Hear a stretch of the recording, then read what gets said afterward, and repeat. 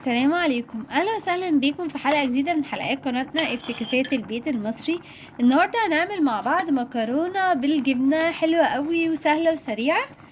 اول حاجه انا حطيت هنا معلقه سمنه ومعلقتين زيت، وهحط معاهم معلقتين كده مليانين دقيق ونص، بس كده ونقلب.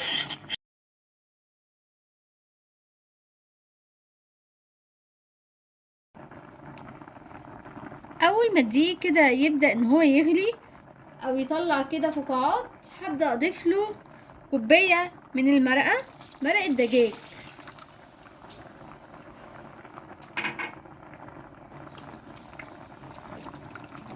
وهقلبه.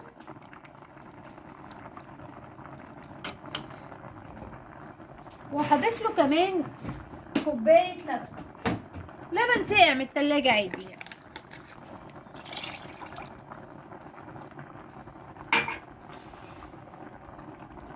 ابدا اقلب بقى بسرعه عشان ما يكلكعش.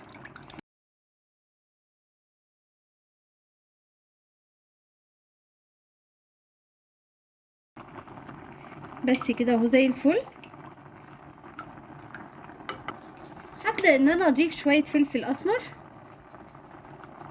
لو عندك ابيض وحابه تضيفيه تمام، بس انا ما عنديش. هنضيف شويه ملح، هنضيف برضو شويه بابريكا،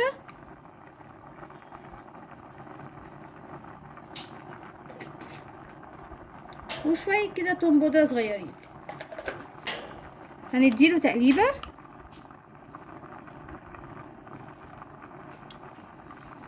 طبعا انا حاطه هنا المكرونه بتتسلق في ميه عادي بملح. انا جايبه هنا صوص جاهز، صوص اسمه صوص التشيزا، جايباه من عند ابو الفضل هنا في البيتوش. ال 8 كيلو ده 145 جرام، عامل 24 جنيه وربع، يعني 25 جنيه. ده صوص جاهز كده انا هحطه. هطفي النار طبعا عشان الصوص بتاعي ما يتقلش.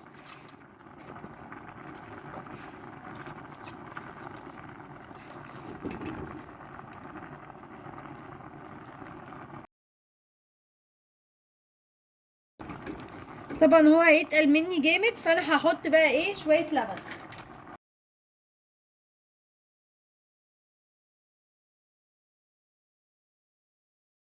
طبعا شايفين لونه عامل ازاي. لو عايزين بس تقلوا اللون شويه ممكن تضيفوا شويه بابريكا. انا اهو هضيف برضو شويه بابريكا بحيث يدي لون افضل.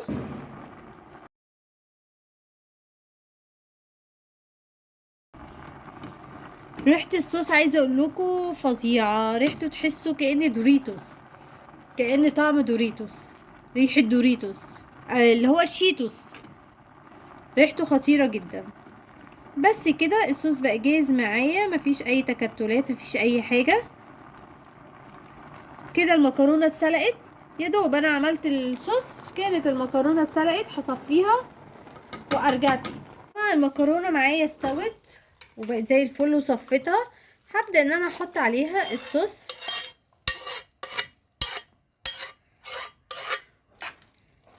واديها تقليبه كده حلوه. بس كده هي كده جاهزه معانا.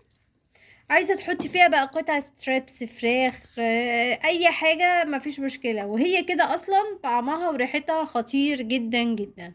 جربوها، قولوا لي رايكم في الكومنتات، ومتنسوش تعملوا لايك وسبسكرايب. اشوفكم في حلقه جديده من حلقات قناتنا افتكاسات البيت المصري.